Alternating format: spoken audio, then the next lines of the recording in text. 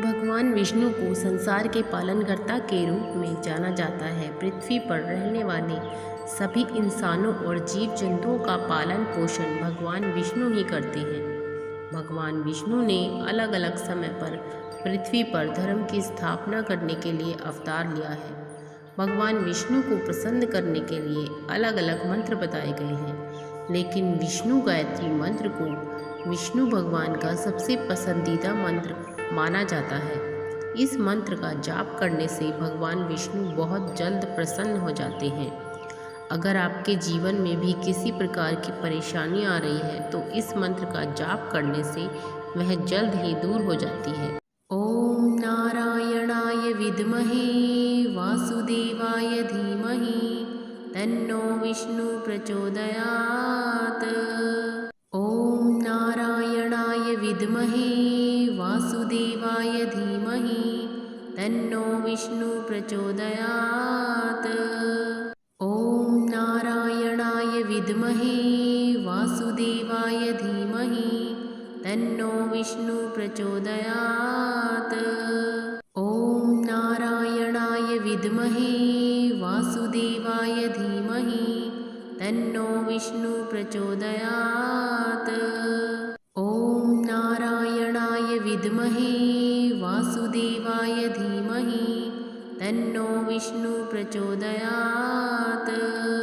ओम नारायणाय विद्महे वासुदेवाय धीमहि तन्नो विष्णु प्रचोदयात्।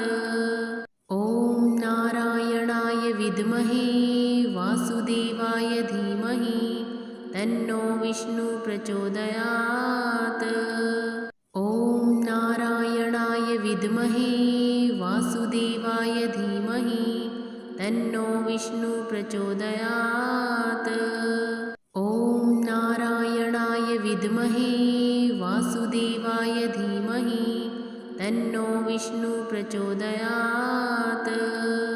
ओम नारायणाय विद्महे वासुदेवाय धीमहि तन्नो विष्णु प्रचोदयात्। ओम नारायणाय विद्महे वासुदेवाय धीमहि तन्नो विष्णु प्रचोदयात्। ओम नारायणाय विद्महे वासुदेवाय धीमहि तन्नो विष्णु प्रचोदयात्। ओम नारायणाय विद्महे वासुदेवाय धीमहि तन्नो विष्णु प्रचोदयात्। ओम नारायणाय विद्महे वासुदेवाय धीमहि तन्नो विष्णु प्रचोदयात्। ओम नारायणाय विद्महे वासुदेवाय धीमहि तन्नो विष्णु प्रचोदयात्। ओम नारायणाय विद्महे वासुदेवाय धीमहि तन्नो विष्णु प्रचोदयात्। ओम नारायणाय विद्महे वासुदेवाय धीमहि तन्नो विष्णु प्रचोदयात्। ओम नारायणाय विद्महे वासुदेवाय धीमहि तन्नो विष्णु प्रचोदयात्। ओम नारायणाय विद्महे वासुदेवाय धीमहि तन्नो विष्णु प्रचोदयात्। ओम नारायणाय विद्महे वासुदेवाय धीमहि तन्नो विष्णु प्रचोदयात्। ओम नारायणाय विद्महे वासुदेवाय धीमहि तन्नो विष्णु प्रचोदयात्। ओम नारायणाय विद्महे वासुदेवाय धीमहि तन्नो विष्णु प्रचोदयात्। ओम नारायणाय विद्महे वासुदेवाय धीमहि तन्नो विष्णु प्रचोदयात्। ओम नारायणाय विद्महे वासुदेवाय धीमहि तन्नो विष्णु प्रचोदयात्। ओम नारायणाय विद्महे वासुदेवाय वासुदेवाय धीमहि तन्नो विष्णु प्रचोदयात्। ॐ नारायणाय विद्महे वासुदेवाय धीमहि तन्नो विष्णु प्रचोदयात्।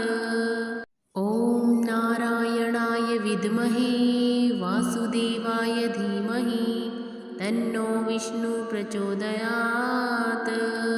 ॐ नारायणाय विद्महे वासुदेवाय धीमहि तन्नो विष्णु प्रचोदयात्। ॐ नारायणाय विद्महे वासुदेवाय धीमहि तन्नो विष्णु प्रचोदयात्। ॐ नारायणाय विद्महे वासुदेवाय धीमहि तन्नो विष्णु प्रचोदयात्। ॐ नारायणाय विद्महे वासुदेवाय धीमहि तन्नो विष्णु प्रचोदयात्। ॐ नारायणाय विद्महे वासुदेवाय धीमहि तन्नो विष्णु प्रचोदयात्। ॐ नारायणाय विद्महे वासुदेवाय धीमहि तन्नो विष्णु प्रचोदयात्। ॐ नारायणाय विद्महे वासुदेवाय धीमहि तन्नो विष्णु प्रचोदयात्। ॐ नारायणाय विद्महे वासुदेवाय धीमहि तन्नो विष्णु प्रचोदयात्। ॐ नारायणाय विद्महे वासुदेवाय धीमहि तन्नो विष्णु प्रचोदयात्। ॐ नारायणाय विद्महे वासुदेवाय धीमहि तन्नो विष्णु प्रचोदयात्। ॐ नारायणाय विद्महे वासुदेवाय धीमहि तन्नो विष्णु प्रचोदयात्। ॐ नारायणाय विद्महे वासुदेवाय धीमहि तन्नो विष्णु प्रचोदयात्। ॐ नारायणाय विद्महे वासुदेवाय धीमहि तन्नो विष्णु प्रचोदयात्। ॐ नारायणाय विद्महे वासुदेवाय धीमहि तन्नो विष्णु प्रचोदयात्। ॐ नारायणाय विद्महे वासुदेवाय धीमहि तन्नो विष्णु प्रचोदयात्।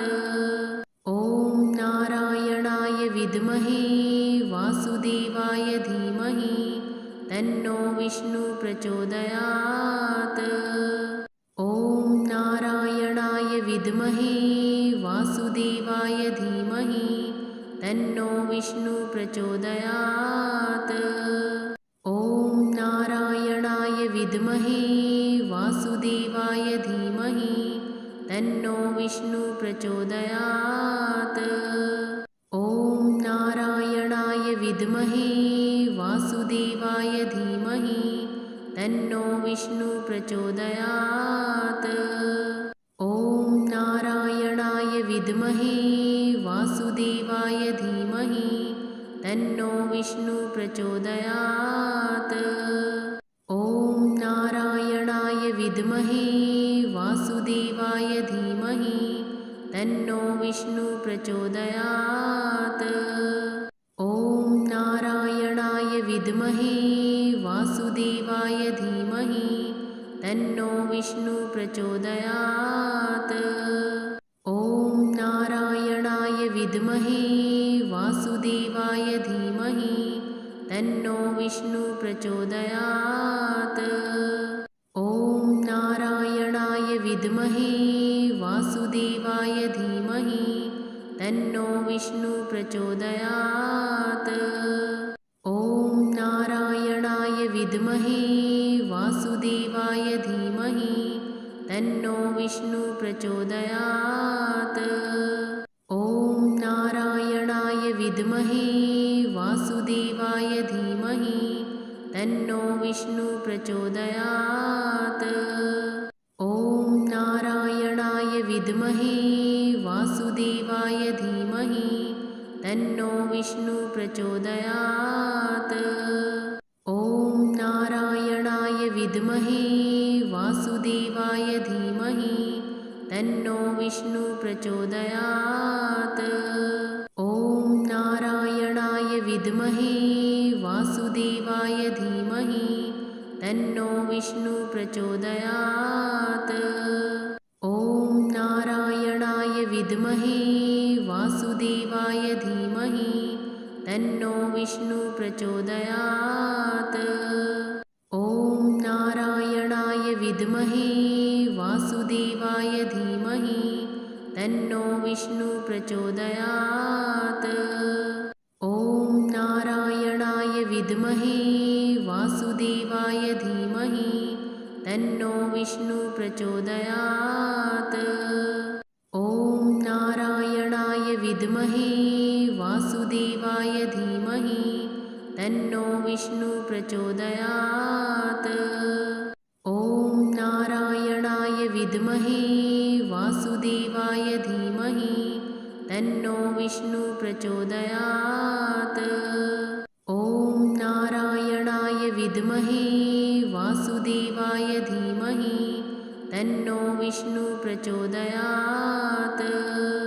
ॐ नारायणाय विद्महे वासुदेवाय धीमहि तन्नो विष्णु प्रचोदयात्। ॐ नारायणाय विद्महे वासुदेवाय धीमहि तन्नो विष्णु प्रचोदयात्।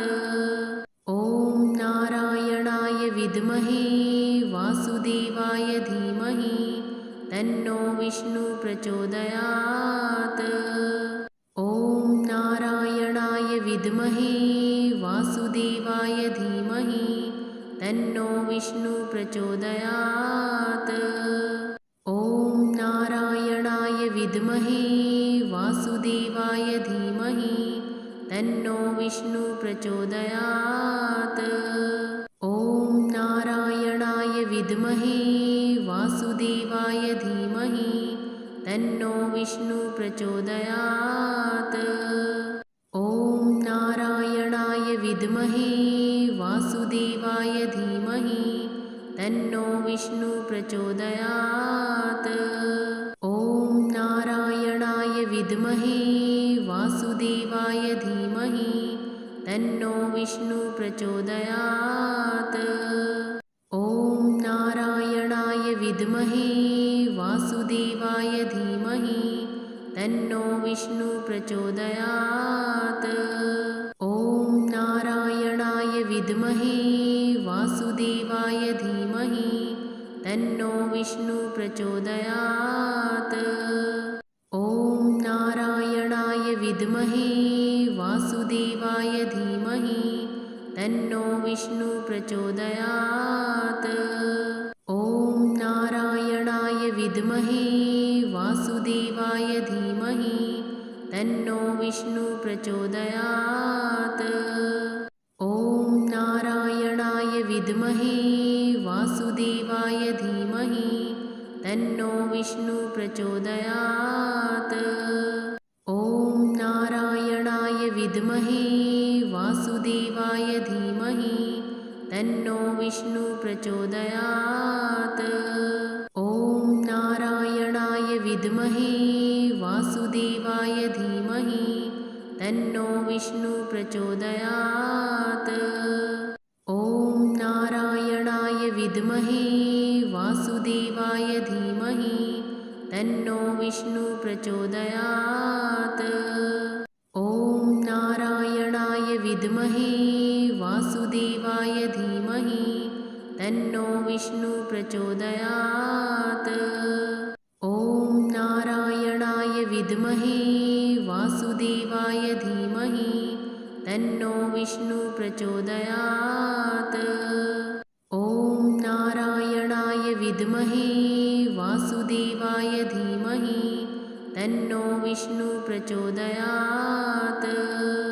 ॐ नारायणाय विद्महे वासुदेवाय धीमहि तन्नो विष्णु प्रचोदयात्।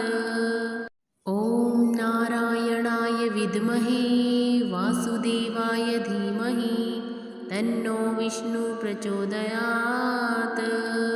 ॐ नारायणाय विद्महे वासुदेवाय धीमहि तन्नो विष्णु प्रचोदयात्। ॐ नारायणाय विद्महे वासुदेवाय धीमहि तन्नो विष्णु प्रचोदयात्। ॐ नारायणाय विद्महे वासुदेवाय धीमहि तन्नो विष्णु प्रचोदयात्। ॐ नारायणाय विद्महे वासुदेवाय धीमहि तन्नो विष्णु प्रचोदयात्। ॐ नारायणाय विद्महे वासुदेवाय धीमहि तन्नो विष्णु प्रचोदयात्। ॐ नारायणाय विद्महे वासुदेवाय धीमहि तन्नो विष्णु प्रचोदयात्। ॐ नारायणाय विद्महे वासुदेवाय धीमहि तन्नो विष्णु प्रचोदयात्।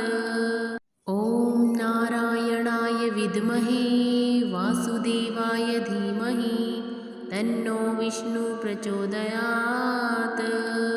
ॐ नारायणाय विद्महे वासुदेवाय धीमहि तन्नो विष्णु प्रचोदयात्। ॐ नारायणाय विद्महे वासुदेवाय धीमहि तन्नो विष्णु प्रचोदयात्। ॐ नारायणाय विद्महे वासुदेवाय धीमहि तन्नो विष्णु प्रचोदयात्। ॐ नारायणाय विद्महे वासुदेवाय धीमहि तन्नो विष्णु प्रचोदयात्। ॐ नारायणाय विद्महे वासुदेवाय धीमहि तन्नो विष्णु प्रचोदयात्। ॐ नारायणाय विद्महे वासुदेवाय धीमहि तन्नो विष्णु प्रचोदयात्। ॐ नारायणाय विद्महे वासुदेवाय धीमहि तन्नो विष्णु प्रचोदयात्। ॐ नारायणाय विद्महे वासुदेवाय धीमहि तन्नो विष्णु प्रचोदयात्। ॐ नारायणाय विद्महे वासुदेवाय धीमहि तन्नो विष्णु प्रचोदयात्। ॐ नारायणाय विद्महे वासुदेवाय धीमहि तन्नो विष्णु प्रचोदयात्। ॐ नारायणाय विद्महे वासुदेवाय धीमहि तन्नो विष्णु प्रचोदयात्। ॐ नारायणाय विद्महे वासुदेवाय धीमहि तन्नो विष्णु प्रचोदयात्। ॐ नारायणाय विद्महे वासुदेवाय धीमहि तन्नो विष्णु प्रचोदयात्। ॐ नारायणाय विद्महे वासुदेवाय धीमहि तन्नो विष्णु प्रचोदयात्। ॐ नारायणाय विद्महे वासुदेवाय धीमहि तन्नो विष्णु प्रचोदयात्। ॐ नारायणाय विद्महे वासुदेवाय धीमहि तन्नो विष्णु प्रचोदयात्।